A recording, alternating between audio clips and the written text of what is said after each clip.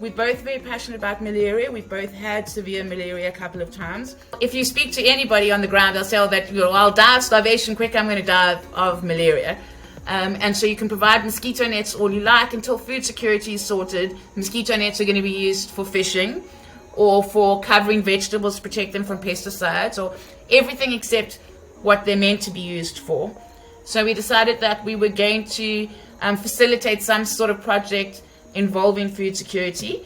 So we paired up with a South African company called Real Gardening, and they have created what they call seed strips, which make creating gardens incredibly fast and simple. So we paired with them, and then paired with at least 2 communities in each country that we were going through, and created food gardens then along our journey as well. So our route was actually determined by the various organizations that we were working with, and we drew our sort of roadmap based on those people.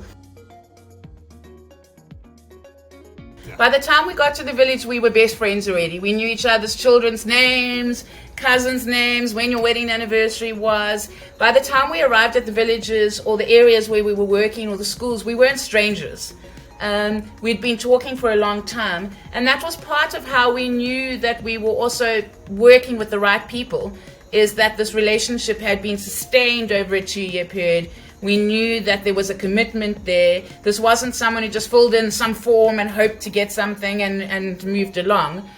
We'd all been committed to this for a long time before we even arrived to actually start putting anything in the ground. Typically, we were communicating with one person up front.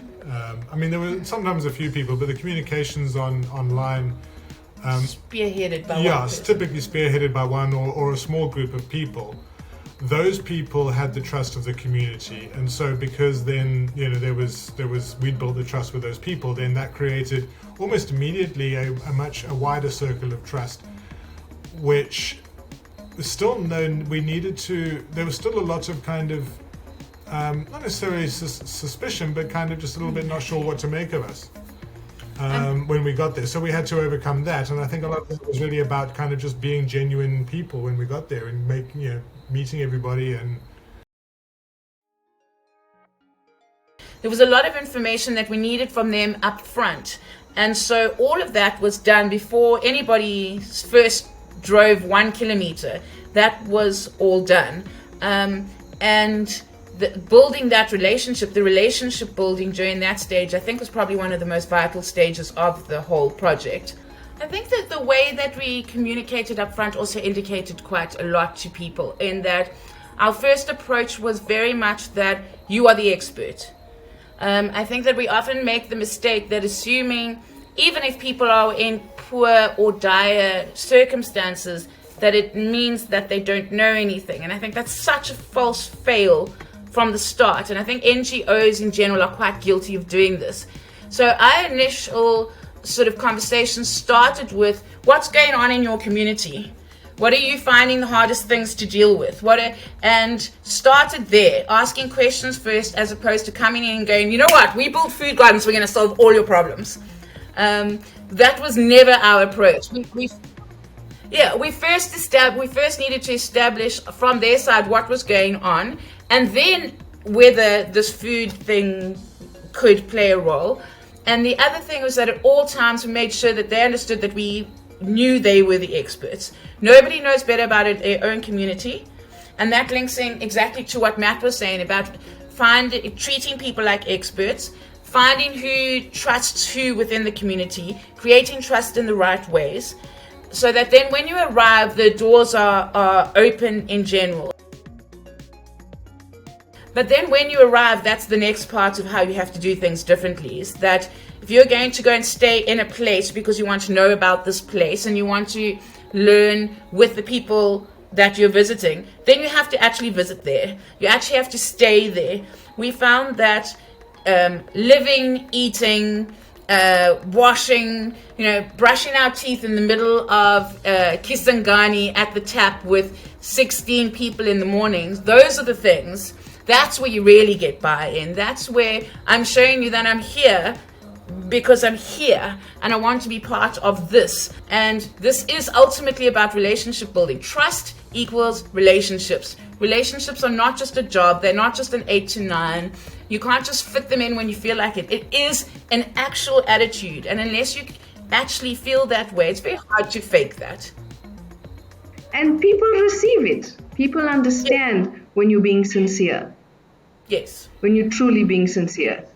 Yeah. And I think that's how you guys managed to succeed in building trust in all of these communities. Even in very political situations where most people wouldn't even be allowed to enter a zone, you guys managed that because you're sincere. When we first got on the barge in the Congo, there had been lots of stories that had gone before us of these two crazy people that are about to jump on the barge and cross the Congo. And there were a couple of points further up, right sort of in the dark heart of Africa, as they would call it, where we had some people who came out of the forest on their pirogues and tied up right next to the barge and just sat and looked at us. And we had to kind of acknowledge that even though this is uncomfortable, you are the alien. You are the weird person here.